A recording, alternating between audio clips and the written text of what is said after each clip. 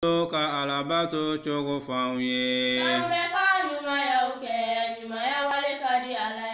nyuma ya tele na kando ka kira kanu chogo fauye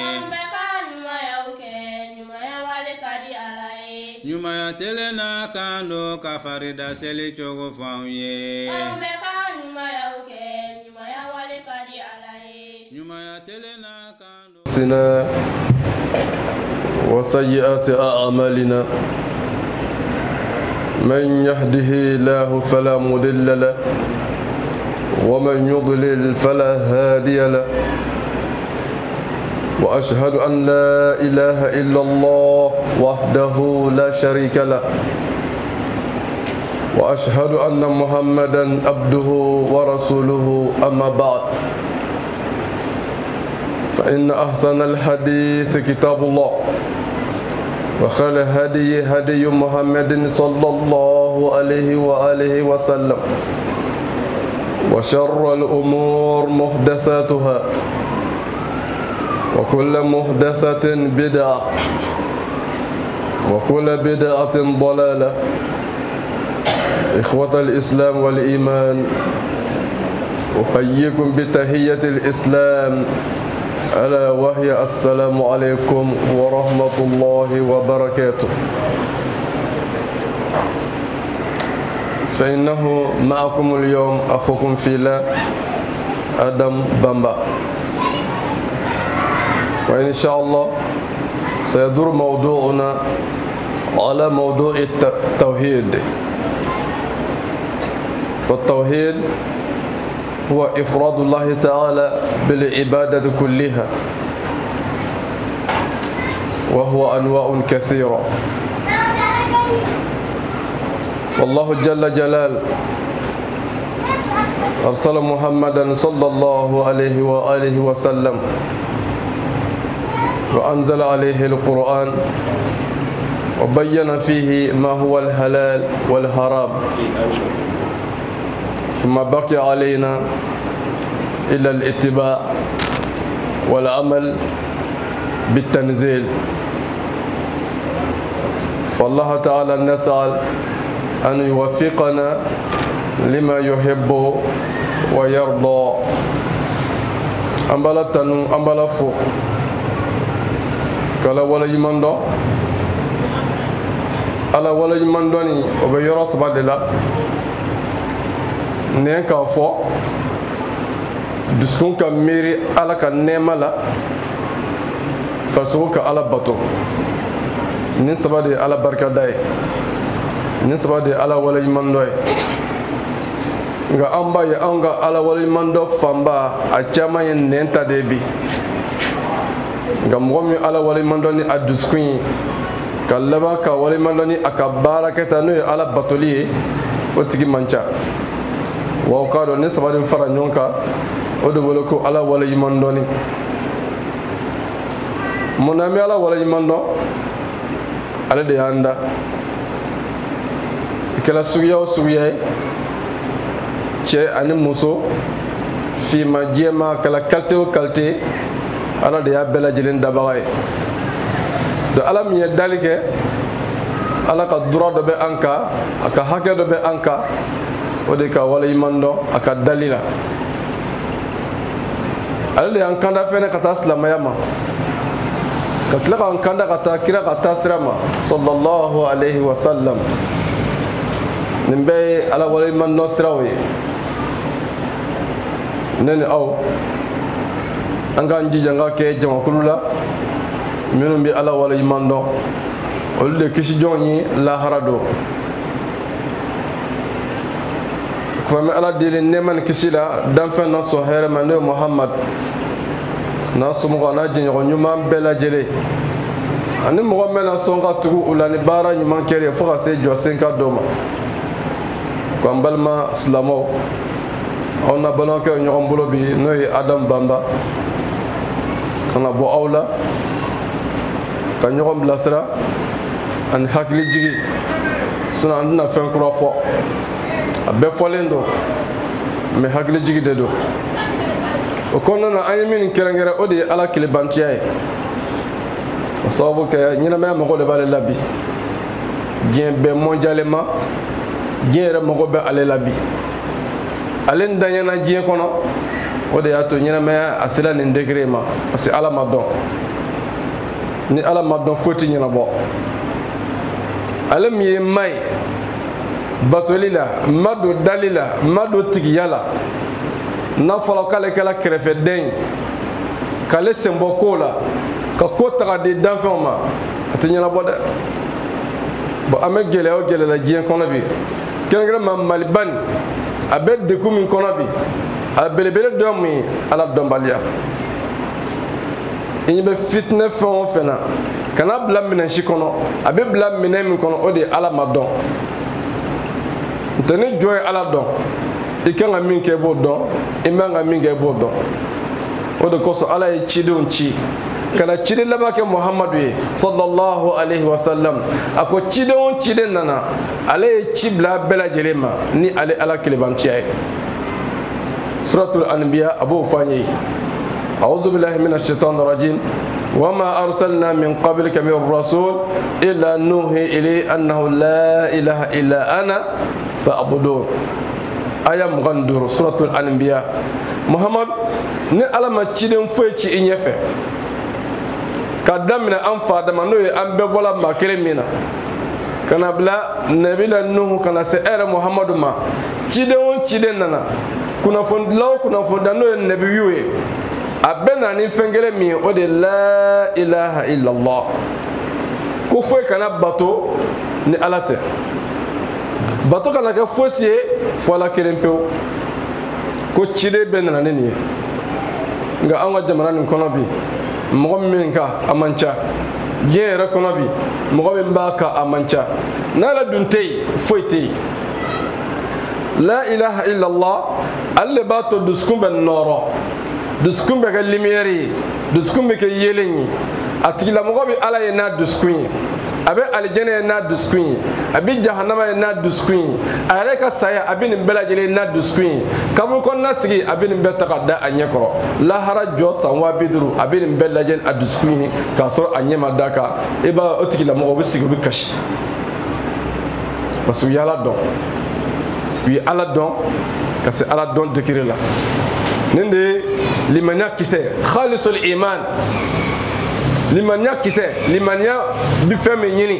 an kelen-kelenna bɛɛ lajɛlen bolo o ye nin de ye nka a bɛ kɛ ni ala ka dɛmɛ de ye dɛ ala k'an dɛmɛ hali bi ne ni aw ala k'an bɛɛ jidi limaniya tiɲɛ ala k'a di an bɛɛ lajɛlen ma ala kelebandiya ɲuman ala k'a di an bɛɛ lajɛlen ma ala k'an balo a kan ni ala bɛ an minɛ don min na a ka kumakan ɲuman a k'o bila an nɛ kan n'o ye la ilaha illallah ala k'an bɛɛ lajɛlen fagatu ni o ye o de alijinɛ passeport ye ani alijinɛ visa passeport min bɛ alijinɛ na ani visa min b'a la o de ye la ilaha illallah n'i ka mɔgɔ satɔ sera ka nin fɔ nisɔndiya e man kasi bilen yɛrɛ mama n'i ka mɔgɔ satɔ kɔni sera ka la ilaha illallah fɔ kana kasi bilen parce que ala ka alijinɛ garanti ta tigilamɔgɔ ye k'a tigi donna alijinɛ kɔnɔ ka ban nka kunba jumɛn bɛ kɛ fo k'a sɔrɔ i balola ka di i ka ɲɛnamaya bɛɛ lajɛlen kɛla a ye bon o la ilaha illallah a bɛ tila ka taa fɛn caman de b'a kɔnɔ n'o ye ala kelebanciya ye bon an ye min kɛrɛnkɛrɛnya bi o de ye alakiraba muhamadu yɛrɛ sallallahu alaihi wasallam alakira ka bɔ ala bolo a ka bon danfɛn bɛɛ ala bolo wa a ka di ala ye danfɛn bɛɛ ye maa fɔlɔ min bɛ don alijɛnɛ kɔnɔ lahara don o y'ale de a ko ale bɛ taa alijinɛ da kɔngɔ alijinɛ garden ridwan a b'i kanu jɔn don ale b'a fɔ ko muhamadu don k'a b'a fɔ ɔhɔn ala ko n kana alijinɛ dayɛlɛ maa si fana kɛla e ye allahu akbar sahibu shafa'atul kubra sɔrɔndo belebele min na kɛ lahara kɛnɛ kan ale de ta don sahibul maqamul mahmud yɔrɔ tannen min ni ciden bɛɛ bɛ ɲɛ bɔ a fɛ o ye ale ta de ye ala ye ni cɛ in bonya ala ye ni cɛ in bonya nka a n'a ka bonya bɛɛ lajɛlen o t'a bɔ jɔnya kɔnɔ dɛ o de ɲagamina maliyɛnw ma o ɲagamina diɲɛ mɔgɔw ma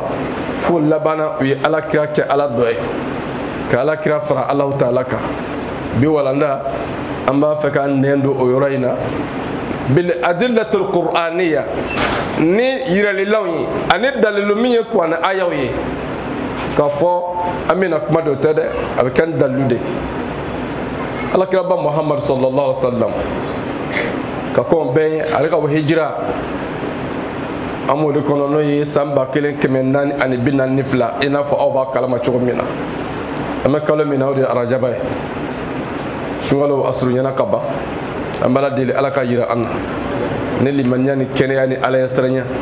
ani a suncogo ɲuman n'a musakaw ni kɛnɛya ala k'o di aw bɛɛ lajɛlen ma an balimaw alakira sallallahu alaihi wa sallam a ka bon nka an ka jamana in kɔnɔ alakira ko ɲagamina maaw ma alakira ko ɲagamina don maaw ma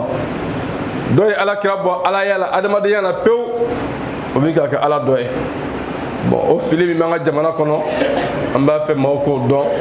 mais an bɛna kuma ni kuranɛ ayaw de ye alakira ye adamaden de ye wa alakira ye jɔn de don a sen tɛ ala ka foyi la ani ala tɛ jɛ foyi kɛ ɲɔgɔn fɛ ala kelen tɛ a ka ko ye a b'a kɛ cogoya min ka di a ye ale de ye alakira kɛ alakira ye a fa o de ye abdulahi ye a ba o ye aminatu ye a mɔkɛ abdulmutalib ala de ye nin bɛɛ lajɛlen kɛbaa ye ala b'i kalo ciden bɛɛ ma suratul a'raf a aya 188 aya 188 قل لا أملك لنفسي ضرا ولا نفعا إلا ما شاء الله ولو كنت أعلم الغيب لاستكثرت من الخير وما مسني السوء إن أنا إلا نذير وبشير لقوم يؤمنون أما المو نآية كردي نمكو أننا سامبا كمن نانكو أسبليندو غادم بامانشا sama jamana kono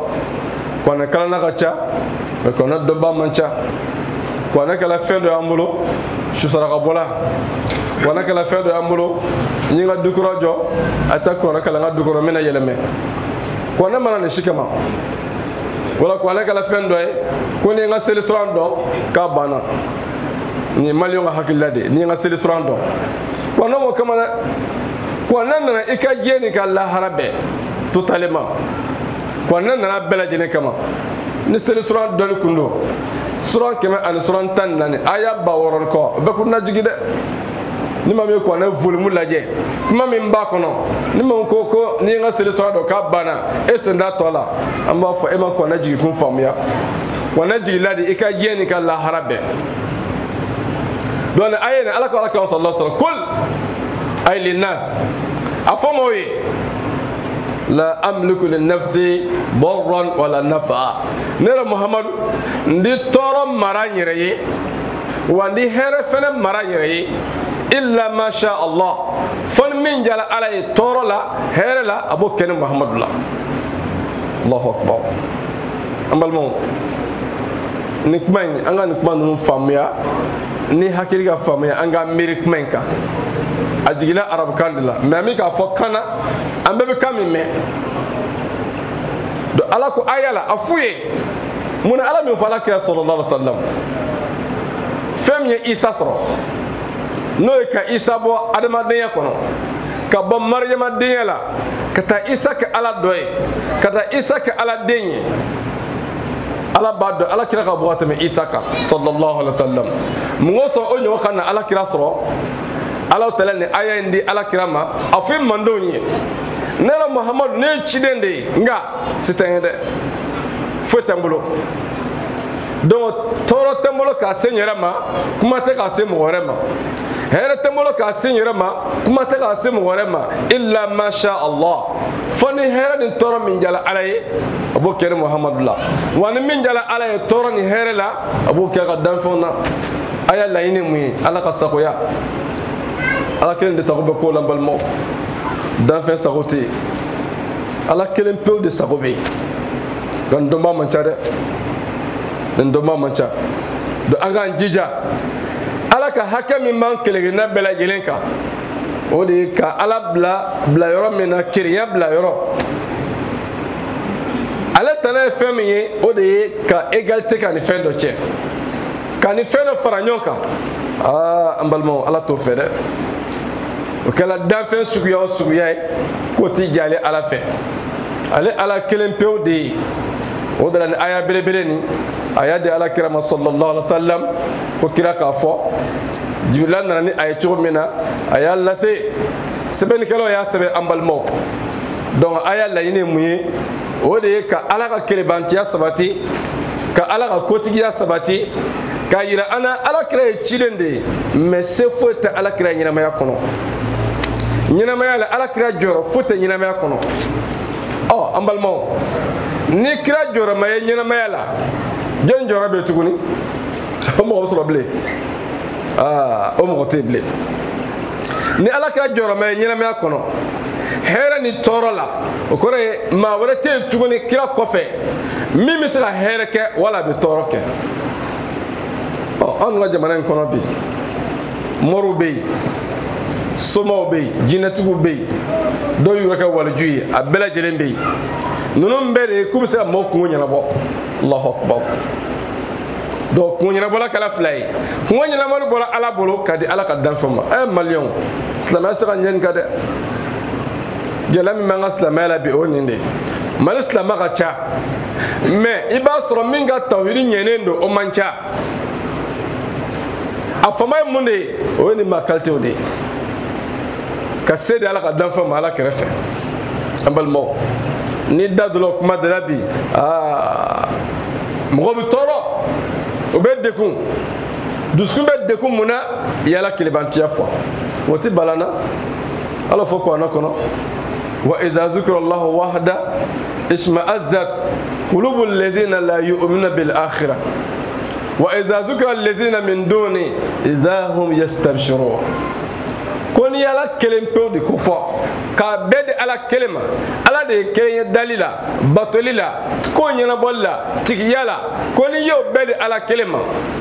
ko mɔgɔ min tɛ da alijinɛ ni jahanama la o tɛ da laharako la ko dusukun bɛ tɔɔrɔ de Allahu akbar ala tiɲɛtigɛ la dɛ donc kɔrɔ mun ye ni ala kelenbantiya fɔla n'o ye maa min tɔɔrɔ o ma se ka bɛn maa min ma o b'a yira k'e ma da laharako de la ala kumakan de don e bɛna mun de fara ala kan i bɛna mun jɛ ala fɛ n'o bɛ se ka jɛ ala fɛ e ɲɛ bɛ fɛn o fɛn na bonya na jɔyɔrɔ la tɔgɔ la ala de nin bɛɛ lajɛlen k'a ye o de y'a to ala ma sɔn ani fɛn dɔ ka fara ɲɔgɔn kan an balimaw mali silamɛw an ka hakili to nin yɔrɔ na dɛ selikɛla ka ca sundonna ka ca jagabɔla ka ca hijikɛla ka ca nka ala kelenbanci mɔgɔ o man ca dɛ mɔgɔ min sɔnnen don ala kelen ye a ka lahala bɛɛ lajɛlen na o man ca a bɛ ka se di mɔri min ma dɔw yɛrɛ kɛ waliju ye u sen bɛ digidigi u bɛ fifa u bɛ bolo da kunkolow la dajiw tu mɔgɔw kunkolo la k'a kɛ i n'a fɔ olu de ye ɲɛnɛmaya dilanna ye mɔgɔ min fana don bɛ olu kan u bɛ biri la u bɛ ŋunuma na u senkɔrɔ u bɛ biri u ye an balimaw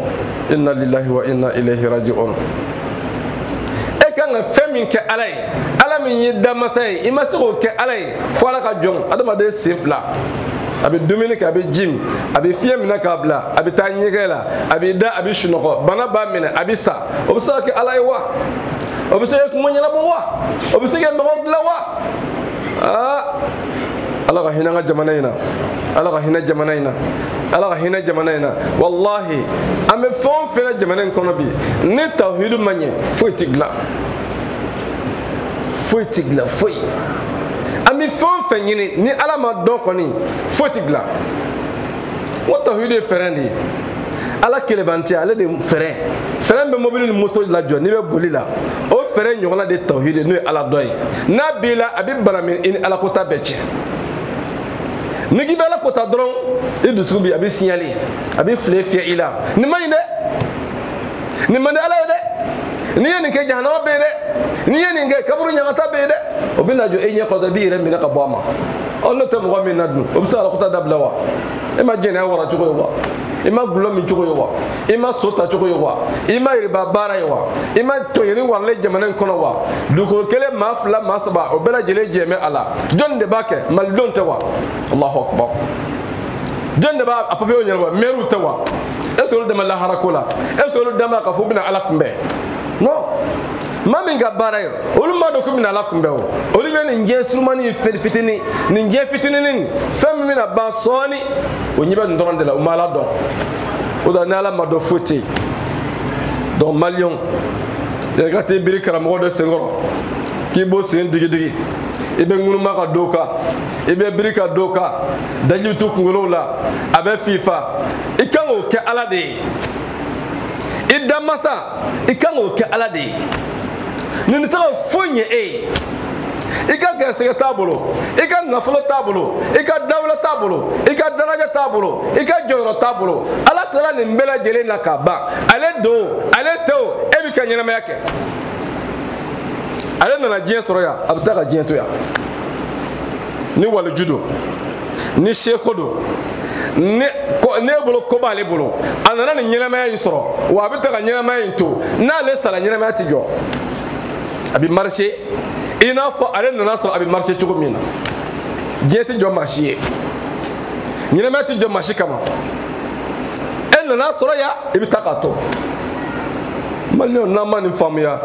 i bɛ taa nimisa lahara don maa ni Ala kelebantɛ kɔni t'i bolo kɔni e tɔgɔ ko nimisaba kabini saya waati bɛ nimisa daminɛ i bɛ nin débarrasser ka bɔ fɛn bɛɛ la waati min na ka t'i di Ala kelen ma i bɛ nimisa daminɛ komi na waati nimisa min don a tɛ ban nimisa min don a tɛ kɔ tigɛ o de la an ka sɔn Ala kelebantiya ma mais Ala kelen de y'i da cogo di e bɛ ban Ala kelebantiya la alhamdulillah kan kanda Ala ka hinɛ bɛɛ lajɛlen na Ala tiɲɛtigɛ la Ala kelen tɔgɔ fɔli k'a fɔ n ka ko bɛɛ di Ala kelen ma o bɛ gɔn e la o bɛ tɔrɔ balancɛ balamuso e ma ladɔn dɛ e ma ladɔn sinon o man k'i tɔɔrɔ o Ala de ta y'a bɛɛ ye Ala de y'i da a y'i kɛ cɛ ye a y'i kɛ muso ye k'i kɛ bana ye k'i kɛ kɔlibaatɔ ye i ka kɛnɛ i man kɛnɛ Ala de ye nin bɛɛ kɛbaa ye diɲɛ koɲɛ bɛɛ a bɛ munumunu Ala ka latigɛ kɔnɔ yudabiru al-amra min as-sama ila al-ard thumma ya'ruju ilayhi fi yawm kana miqdaru alfa sanati mimma ta'udun ko Ala de bɛ kow labɛn sanfɛ ko bɛɛ a b'a labɛn sanfɛ mɛlɛkɛw bɛ jigin ni a ye ka na appliquer i n'a fɔ Ala b'a ɲini cogo min na ka laban u bɛ yɛlɛ ni a ye ka taa compte rendre Ala ye Allahu akbar o kɔrɔ ye fɛn de bɛ bala anw na yan sinon foyi tɛ bala Ala la foyi tɛ bala Ala la sanfɛ Ala tilala bɛɛ la ka ban a tɔ ye mɛlɛkɛw ka baara kɛ ni Ala ka diɲɛ o de la n balimaw an k'an dusukun bila Ala kelebantiya minɛn kɔnɔ an kana foyi jɛ la tushiriki billahi shay'a kana foyi fara Ala kan donc maliyɛnw karamɔgɔ de bɛ k'aw ka diinɛ cɛn a bolo bi mɔriw de bɛ k'aw ka diinɛ cɛn a bolo bi k'a kɛ i n'a fɔ aw ka ɲɛnamaya de bɛ olu bolo aw ka gɛrɛsɛgɛ de bɛ olu bolo i kɛra faama i kɛra masakɛ ale de y'i k'a ye i kɛra nafolotigi ye ale de y'i k'a ye i taara aventure la ale de y'i lataga i kɛra nin ye i kɛra nin ye ale de y'i k'a ye o tɛ tiɲɛ ye dɛ n'o b'i dusukun na o kɔrɔ e ma limaniya Ala ma n'o b'i dusukun na n balimancɛ n balimamuso o kɔrɔ ye e ka silamɛya hali bi a ma jɛya en tant que ne ma se ka Ala kelen dɔn ka ko di Ala kelen ma fo Ala adamaden sen 2 ka t'o jɔ i n'a fɔ Ala dɔ ye e ma ladɔn hali bi Ala kira sallallahu alaihi wasallam Ala ye nin de fɔ a ɲɛna qul la amliku li nafsi darran wala nafa'a a fɔ ɲɛna ne Muhamadu n di tɔɔrɔ mara n yɛrɛ ye wa n di hɛrɛ mara n yɛrɛ ye kuma tɛ n ka tɔɔrɔ mara mɔgɔ dɔ ye wala n ka hɛrɛ mara mɔgɔ dɔ ye illa masha Allah fo ni fɛn min jala Ala ye tɔɔrɔ la a b'o kɛ ni Muhamadu la min jala Ala ye hɛrɛ la a b'o kɛ ni Muhamadu ye kira tun bɛ ta de sallallahu alaihi wasallam a ka ɲɛnamaya kɔnɔ gɛlɛya caman yɛrɛ kira sɔrɔ dekun caman y'a sɔrɔ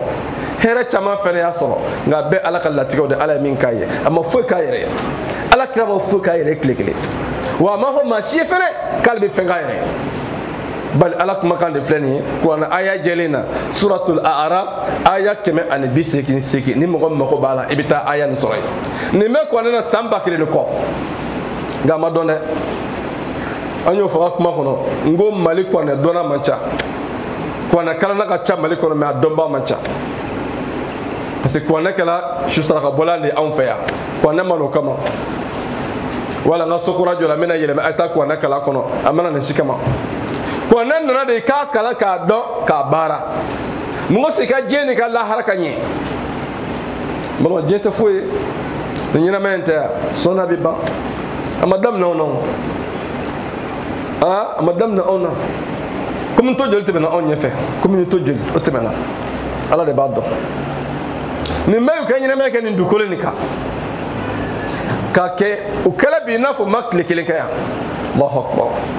ni mel labanami dukolo dukuma abedalen do sumale no to kumate manganti malmo ala yan wajude ni nyina me surmanini ad-dunya ay al-halatu dani'a al-hayatu zaila al-faniya nyina me surmani jeyode balmo na fala ko o je surmanini etala lahara bada kudai o min taba etala o chen o kaba ede ma bona bay do angan jija angala ka duradi ama alaka hake munde aka kelinga batu foi kana faraka alaka hake muye dusunga limania ko seta danfen fangata danfena danfen sera danfen ka fin danfen sera danfen soro danfen sera danfen kwali grasega dibade alay grasega te foi bolone alate soro yiruwa bade alay nye masake ala de bi kai nye bana ala de bi kai nye ministre ye député me joro ala de badima fo dusunga limania ni ma o de tawhidu ye no make ala motika fuila mushrik al mushrik inna allah la yataqabbal min mushrikin ibada flangafo ala ti foi minabro flangafo fenga bara nyimana abebenendo ateseba ka mizanu la hala do ka bibla abepeze ka bara chenendo o malien famba ninde ima ilimanati wa ima malion becho ala kota kono wa démocratie na ton non kadi amma en laïcité o ya ton na ke Allah abbe freke la sa amal mo maraw chena du chena quartier chena sigidaw chena jamana be chena parce que Allah maddo nyina ma fitinini benya shina odema me bayu kodo ala koba balmo o sraya kode do wala nani kunta dore dura min be on ala che anko do ala ye nanya do fene angala blay eta bare ki miri duje ka sene watima jili tri joli yami ita da dore jili tri joli ya exploiter barawere la ikoli la seli jiwla ita hake do wala ka nema de chaque fois ibi nina kil do mina ka dobla ngun bela ka nema ode ebisa ala sarawa non ala sarata mabulo ala masara yini mais ala bi fengele min yini ala bi ka ni nema nunu ke ikale don o de la ka yini fe ikado ala de bi fiye bla ka dima ala be jidi me ka jimi ala be ka nyina me bla ka dima garsiga min ni basro ala de ya di ni milliard do ni million do morte domate somate jinetigite kabrutigite ala de ya dima nde limanya iye masake iye famay iye jorotigi ala de ne kai iye doni kele ala de ne kai ala bi ndeyini ala bi nyina bela jilembo menabi mir la ko fendo de kai doro e mushriku de flanga fo bala to defa bonyanga jamana ta kala jabi baso adama de famba ninde amesel la shuni kle mesel masaka nafanya Allahu akbar وسلسلة ما لا توحيد دكا قواعد الإسلام 5 شهادة أن لا إله إلا الله وأن محمد رسول الله صلى الله عليه وسلم نندي إسلامات جوسين فلا إسلامات سيما على دكا نالينا توبلا جريبي نما يفوتك لا ونشينا جمانين كونو قصد دكري من مابي فلا هنا مامينا دو فانكا دو ko ala de kelenye ko nye bela jelen ba bolo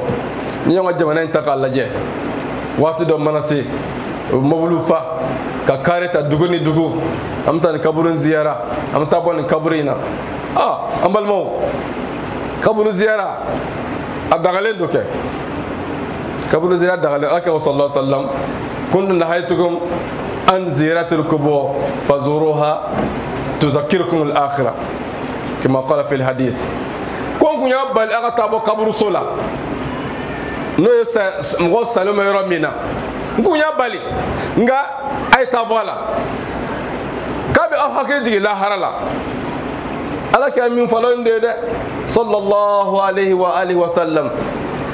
malio aga kira min na ko akadi awye nga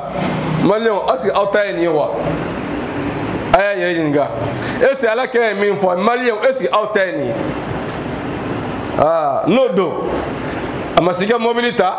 kilo keme yiriga keme fla keme saba kibita kabru do ziara ni alaka tan ko nindo kabru do mi lafiya buya am dalai obi wasake ni kaburu ziyara kondo ni talai alaka fem wala iba soroy sallallahu alaihi wasallam ni kaburu ziyara do le alaka kono min fo no konindo koni tala kaburu sura kabi hakri la harala no konindo ni tala lafiya bu kaburu dola ebi fem ni alaka fem fo ibo soroy amasiga mobile tatugoni kulema kema yirika kibitai nga awata kundo minu mutaga aw bara batakum kama kala mo mi ye adaga aw yi kala mo mi ye aw blala abata nyon so ala fi la harado on da ko ni folli ni mami ya me ya bara ibi yere ni banama ni ko mi ye lala ni tata ko yi ni ko la har ay ni ko ngi kado kala mo kam yi blani kaburu ziyara ina o tala krede sallallahu alaihi wasallam الله تعالى كالله تعالى كري أشهد أن لا إله إلا الله وأشهد أن محمد رسول الله لا هو كان دو بين كان دو إن الله شيء أني إن كراتشة يكون صنع الله كلبان تياما ندفع فرا الله تعالى كا فين باتو مانغا تيانا فلا كلمبيو محمد الله كشيدين لا هو كان دو mais tugodi ebsa ta kramon ke do lame ko pise ala krey o mana min fa o be ala kra tabali ebe o take ala kra tatui sallallahu alaihi wasallam ebta ko ala kra kadi yire negede banan che mala muso mfa mba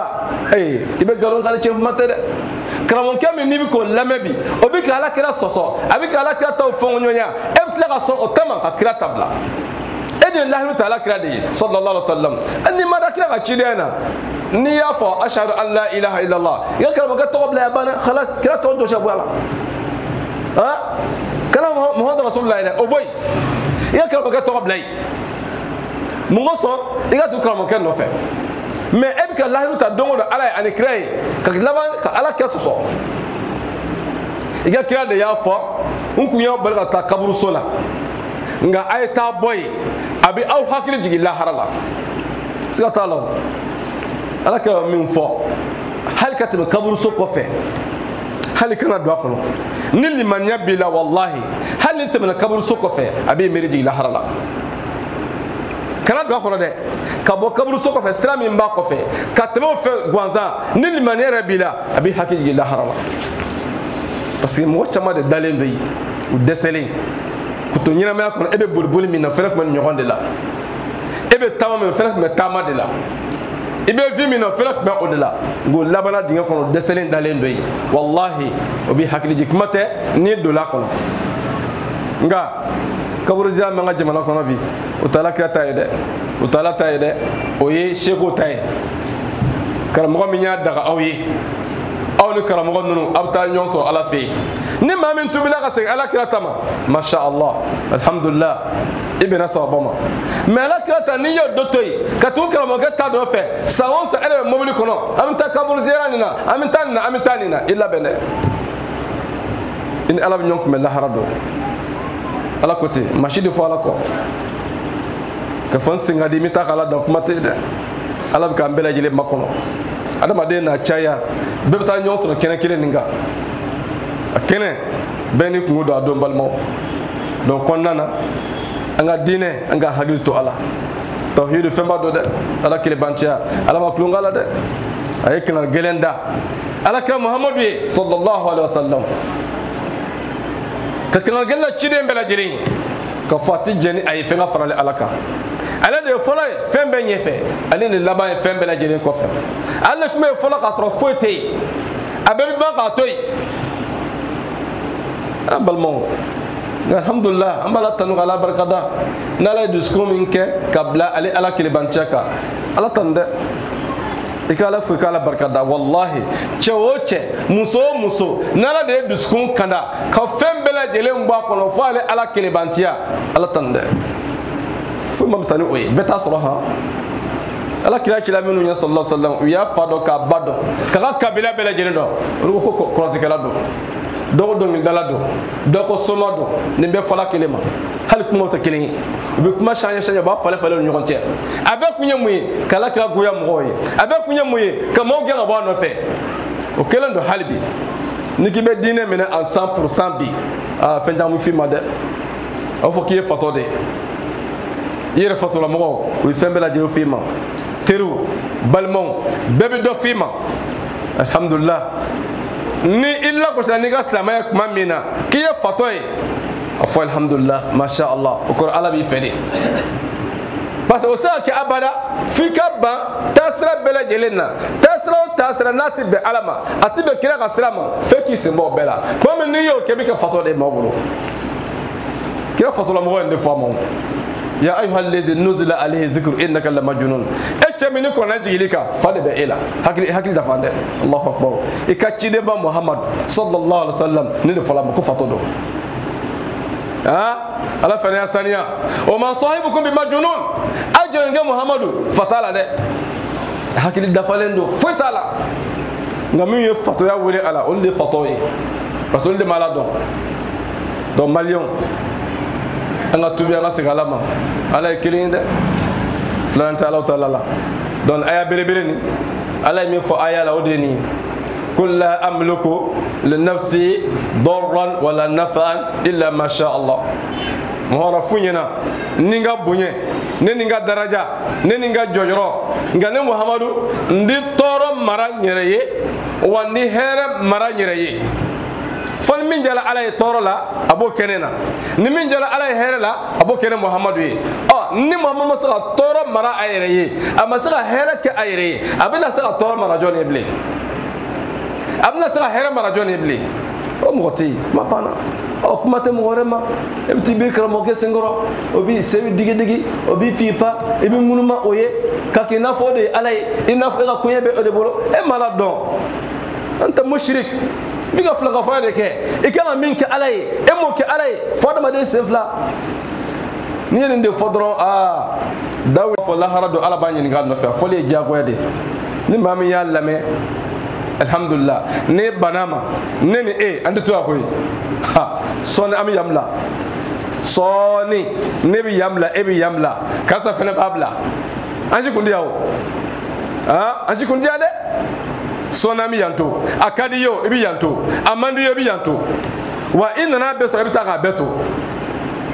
arba de na fin be so je ko na labene kabla a préparer wa e bi lawa bi kodo ka taka beto ya ibi tara so nyi mashidu fala ko mate fala ko de mbalma ce mbalamso la tushirki billah kana foy jara fe anga kuma la inde ko anga kala mo boyende amo fode parce que neki bi kuma mela ko ye kala mo boyende dabla ko anga kala mo boyende amo fieda kala mo be boyende mais limité de bala dan de bala kala mo boyende dan de be ala mais kala mo tiga alay ami fa ko de dabla kala mo boyende ni kan nafule o hera de ke ala nafulo dima kata wardi kalamo ma ire de meneni kata balo di ama ire de meneni ni sota bolo ka dujo ka di ama mobili tabolo ka mobili sanga di ama o kalamo bo yani de o de sala tmoko me gati biri kalamo sengoro ene be ngunuma aye ka kena fo kalamo de ala o de mai o de tibe ikango de ke ala kalamo te foyi kalamo ka barata dore ka ala ira mo wala khalas kalamo ka bara dronde mete meka mihnatul ulama adawa ila Allah kalamo ka bara munne ka mawwele ka ta alam ite mawwele kana irema meka mo ka bara kala debi ka mawwele ka ta irema ku ira mo gola ka kena fo le mo ko nyama yagla o de mali silamɛya ɲamita ni kuma na o de ka dɔrɔn mankan wulila donc ni alakira ala ye min fara kɛ o ye nin de sallallahu alaihi wasallam ni maa min t'a dɔn a bɛ kuranɛ kɔnɔ surat jumɛn suratul a'raf aya joli aya 188 ala bɛ nin fɔ alakira ma sallallahu alaihi wasallam aya mun dɔ kan walau kuntu a'lamul ghayb lastakthartu min al-khayri wa ma massani su Allahu akbar ne Muhammadu ne kun ko dogolen dɔn ko dogolen fɛn min na kɛ à l'avenir ni kun b'o dɔn fɛn min bɛ sini na fɛn min bɛ sinikɛnɛ na fɛn min bɛ dɔgɔkun wɛrɛ la fɛn min bɛ kalo wɛrɛ la fɛn min bɛ san wɛrɛ la fɛn min bɛ lahara aw ka alijinɛ ko n'a ka jahanama ko ni ne Muhammadu kun b'o olu dɔn lastakthartu min al-khayr n kalenna n kun bɛ hɛrɛ caman kɛ n yɛrɛ ye Allahu akbar a balimaw kuranɛ ka di dɛ ala kuranɛ dɔnni di an ma ala ka faamuya d'an ma ala ka o de fɔ an ye sallallahu alaihi wasallam inni tarikum fikum thaqalayn komi ta ka fɛn giriman fila to aw cɛla ma in tamassaktum bihi lan tadillu ba'di abada ni fɛn fila n'aw y'a minɛ aw tɛ fili ntalen kɔfɛ fewu aw bɛ kɛ diinɛ jɛlen kan i n'a fɔ ni Muhammadu b'a ka cogo min na ani jɛɲɔgɔn k'o ye jumɛn de ye kitabullah wa sunnati ne ala ka kuranɛ a y'a minɛ ne ka taasira a y'a minɛ ka aw to ni fila kan a tɛ fili fewu tare bɛ maa ye maa min ye baara kɛ ni fila ye bi ala tiɲɛtigɛla kira tiɲɛtigɛ sallallahu alaihi wasallam ne Muhammadu ko dogolen dɔn ala kɛ ma ko dogolen dɔn mais an ka jamana kɔnɔ ko dogolen dɔbɔw bɛ yan o bɛ yan dɛ ko dogolen dɔbɔw bɛ yen o ye mɔriw ye ani u ka karamɔgɔba min b'u bolo o bɛɛ ko dogolen dɔbɔw ye u damu la ka tɛmɛ hali ala kan Allahu akbar an balimaw nin de ye ala kira ye dɛ sallallahu alaihi wasallam i yɛrɛ ko ala kira ɲɔgɔn tɛ yen k'a ka fisa dan fɛn bɛɛ i yɛrɛ ko ten i y'o min fɔ dɛ ala ko ala kira ka di a f'u ɲɛna ko n'ale tun bɛ ko dogolen dɔn k'a tun bɛ hɛrɛ caman k'a yɛrɛ ye wa ko tɔɔrɔ kun t'a sɔrɔ gɛlɛya kun t'a sɔrɔ dekun kun t'a sɔrɔ fandanya t'a sɔrɔ n balimaw ni ala kilibanjɛ kumaw ye sa Abdullah ibn Abbas ka aya tafsiri la ko ni tun bɛ ko dogolen dɔn ko n tun tɛ minɛn san ka perdi a la n bɛ minɛn san n b'a feere ko n bɛ perdi a la n bɛ tɔnɔ sɔrɔ a bɛɛ la parce que n bɛ ko dogolen dɔn ko n bɛ minɛn san a bɛ tɔnɔ sɔrɔ waati min na n b'a feere o waati donc ale tɛ minɛn foyi san k'a bɛ ben a la a bɛ minɛn o minɛn san a bɛ tɔnɔ de sɔrɔ a la n'a tun bɛ ko dogolen dɔn nka o tɛ maa bolo dɛ commerçant si tɛ yen k'i tɛ ben commerçant o tɛ yen o commerçant foyi tɛ yen k'a i bɛ commerce kɛ i ma ben dɔ la o kuma tɛ yen parce que a t'i bolo i t'a dɔn ko dogolen dɔ b'a la kelen pewu ala kelen pewu dɛ fo an ka nin de faamuya donc ne tun ko dogolen dɔn ne ma kun bɛ hɛrɛ caman kɛ n yɛrɛ ye wa tɔɔrɔ kun t'i sɔrɔ an balimaw in ana illa nazir wa bashir liqawmin yu'minun ne Muhammadu tɛ dɔwɛrɛ ye koyi n mana dɔwɛrɛ kama dɛ ka maaw lasira ni jahanama ye maa min bannen don ala ko ma ka maaw lanisɔndiya ni alijɛnɛ ye maa min sɔnnen don ko ne nakun ye nin de ye ne cila aw ma ni baara min ye o ye nin dɔrɔn ni fila dɔrɔn sabanan t'a la ka maaw lasira ni jahanama ye minnu banna ala ko la ka maaw lanisɔndiya ni alijɛnɛ ye minnu sɔnna ala ko la k'ale nana nin de kama ni aw nana ko bɔ o la ka ko bila minɛ wɛrɛ kɔnɔ a bɛ tiɲɛ dɛ balimaw nin de ye ala kira ye sallallahu alaihi wasallam walau kuntu a'lamul ghaib lastakthartu min al-khayri wa ma massani su ni Muhammadu ne tun bɛ ko dogolen dɔn n bɛna hɛrɛ caman kɛ n yɛrɛ ye wa tɔɔrɔ kun tɛ n sɔrɔ o de ala kira sallallahu alaihi wasallam kuranɛ ayaw u bɛ ɲɔgɔn tiɲɛtigiya suratul an'am ala bɛ ɲɔgɔnna fɔ ye قل لا أقول لكم إني خزائن الله ولا أعلم الغيب ولا أقول لكم إني ملك إن أتبع إلا ما يوحى إلي قل هل يستوي الأعمى والبصير أفلا تتفكرون أيا بدو أفيا محمد ألا تلك هيرو مرايرو نتاتي لا أقول لكم إني خزائن الله نتافع أوينا كو ألك هيرو مرايرو كون محمد كابين بولو نتاتي Allahu akbar an balimaw ni ake banjak mawde a fɔla ka da ka de wala a'lamul ghaib ndi ko dogolen dɔn ndi ko dogolen dɔn dɛ ndi ko dogolen dɔn ko dogolen dɔn b'a ala kelen pewu de ta ye an balimaw o misaliya ka ca ala kira sallallahu alaihi wasallam kalama ka furumuso mandi n'o ye Aisha ye mo ne tafsir lamɛ kunnafoni i y'a lamɛ jɛnɛya galon da la Aisha la jɛnɛya galon ka da Aisha la k'a ye jɛnɛya kɛ Allahu akbar ala ka cidenba o muso o ka jɛnɛyakɛla ye o ka bon fɔli ma dɛ nka munafuu de ye ko in dilan Abdulahi ibn Ubay ibn Salul ale ye ko in labɛn kɛlɛ dɔ senfɛ Aisha b'a lagale ale bɔra kɛlɛ in senfɛ ni kira kun voyage ni a kɛ muso ye n'a bɛ taa voyage la a bɛ taa ni muso ye mais a bɛ kalafili de kɛ n'o ye tirage ye ɲɛnata a b'o kɛ muso ni ɲɔgɔn cɛ ni min ka kala bɔra a n'u bɛ taa ɲɔgɔn fɛ ko ni tiɲɛ na ale ka kala bɔra ale ni kira taara ɲɔgɔn sallallahu alaihi wa sallam kɛlɛ bannen u bɛ se ka na Madina waati min na u nana jigin u jigilen waati min na ala kira sallallahu alaihi wa sallam jɔnkulu bɛɛ jigila ale tun bɛ ka Buguni kɔnɔ u ye Buguni ta ka sigi Ɲamɛ kɔ la Buguni sigilen Ɲamɛ kɔ la u ye a ta ka jigin ni ale ye ale bɔra Buguni kɔnɔ fo ka tɛmɛ kɛlɛdenw kan ka taa mɔgɔw ɲɛnabɔ ale tilalen waati min na k'a bɛ segin ka na ale y'i bolo da disi la k'a sɔrɔ a ka kɔnɔ tigɛlen don kɔnɔ tɛ yen ale sigila a bɛ taa kɔnɔ ɲini ale taara kɔnɔ nin yɔrɔ la ale mɛnna o waati o kɔnɔna la o nana Buguni ta ka sigi Ɲamɛ kɔ la mais u t'a dɔn k'ale t'a kɔnɔ parce que a don ko o y'a sɔrɔ fanga tɛ musow la bon bimana ale tun b'a kulɔ a tun b'a farikolo sɔrɔ denmisɛnya tun bɛ a la fangaba tun d'ale la waati o ma sɔn min a ye k'a fɔ ale tɛ Buguni kɔnɔ u y'a ta ka sigi Ɲamɛ kɔ la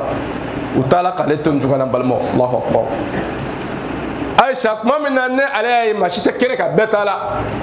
ale nani i da a da yɔrɔ in k'a ka fini biri a la n'o ye hijabu ye Safwan ibn al-Mu'attal o kira ka sahaba belebele dɔ ale tun bɛ jankulu bɛɛ kɔfɛ ale nana Aisha ye k'a ye a finman ye ale y'a finman ye min kɛ a y'a dɔn parce que Aisha ko yani hijabu aya bɛ jigin kun b'ale ye yani hijabu aya bɛ jigin kira ka sahaba kun a muso ye mais hijabu aya jigilen waati min na u dogola u la ko cɛ ye ale ye cɛ ye ale dɔn cɛ ɲɛsula Aisha ko inna lillahi wa inna ilayhi rajiun a ye nin de fɔ Safwan ibn al-Mu'attal kumakan min bɔla de kan ko inna lillahi wa inna ilayhi rajiun a siranna de nin ko bɛna langale cogo di kira ka sahaba bɛɛ lajɛlen taala ka ban ne kelen kungo kɔnɔ ani Aisha o bɛ langale cogo di sahabakɛ jatigɛ la a siranna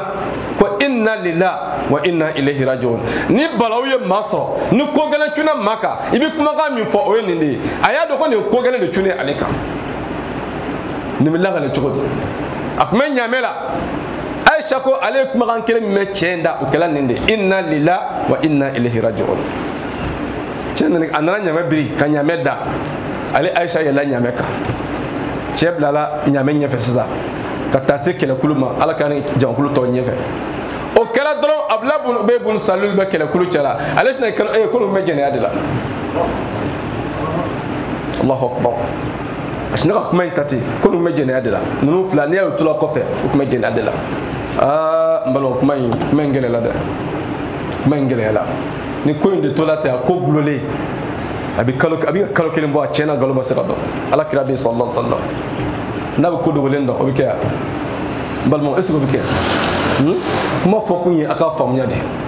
parce que aya de nana sisan wala a'lamul ghaiba ne Muhamadu tɛ ko dogolen dɔn wala kuntu a'lamul ghaiba lastaksartu minal khayr mais n'i ye nin ko fila ta k'a da ɲɔgɔn kɔrɔ i b'a sɔrɔ ala ka kumakan yusaddiqu aqwalahu a'malahu ala ka kuma a fɔ ala yusaddiqu af'alahu aqwala ala ka baaraw bɛ ala ka kumakanw de tiɲɛtigiya k'a fɔ ala ko ye tiɲɛ donc ala ko kira ma yan ko a fɔ n di ko dogolen dɔn mais nkalon dala ala kira ka muso la n'o ye Aisha ye a ka muso la mandi ala de y'a kɛ ko ye jɛnɛya kɛ mais a kunnafoni gulolen tora a bɛ ka kalo kelen bɔ a tiɲɛna nkalon ma se ka dɔn fo ala ka bɛ taa shura kɛ ni mɔgɔ ye sallallahu alaihi wa sallam a bɛ Sayyidina Ali wele k'a ɲininka Allahu akbar Usamatu ibn Zayd a b'o fana wele k'a ɲininka Aisha ka ko la a ko Usamatu ma e mun dɔn Aisha la a ko tiɲɛ yɛrɛ la a tɛ foyi dɔn Aisha la fana kɛra hɛrɛ ye ale bɛ hɛrɛ dɔrɔn de dɔn a la a ko Ali ma e ka hakilila jumɛn Aisha ka ko la Ali ko ale kɔni ye fɛn min ye ko ala ma muso kɔrɔ i da la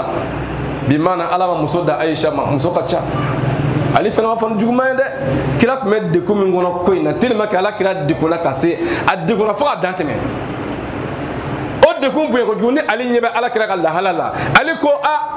ala ma muso ala min dɛsɛ muso la dɛ ala ma muso kɔrɔ da la dɛ i bɛ se ka muso furu min da Aisha kuma kɔrɔ ye de a ma fɔ tan dɛ mais kuma kɔrɔ ye mais kalima kelen Aisha tora a ma bɛn a ma fota Aisha sama nyina ko alika ni kuma parce que kuma la yini mi kira ka Aisha to kam so reta mais amo fode mais ne kuma la je abo de fo abo de ira mais afana fo da ko min ka kira kun de kuna ko ina ka se degré bela jelela ali ya fo da de ka nga ibsa ka jom so ni nga obe chentigia barira ku en kira ka jom so do o Aisha bolo ala kay barna fene ni nga kebe mun da Aisha la akola bi juguma min do ala no ye fen fien ala ko demisen da shika do nabe mugu barala abi sunoko sokono sew ani bawbin do mugula ale bi fien min do Aisha la ko en dronde o kala jom so kuma kay ala ka sallallahu alaihi wasallam anilla fela donni nga halbi ma lafiya Aisha kun da kala fen besina mais Aisha na ba kala wati min ko kuna fone be Madina kale jena kan sofwan Aisha banana do for la ka ban ale kuma ngene korali parce que ku bola kele na ale banana mais kuna fone mene wati min na na ba kala ma ko do for la ka banaka kala kashi ale bi kashi o ka kashi chogode ale bi jiya bon ko na chogode Allahu akbar ambal bon ko tawante mena de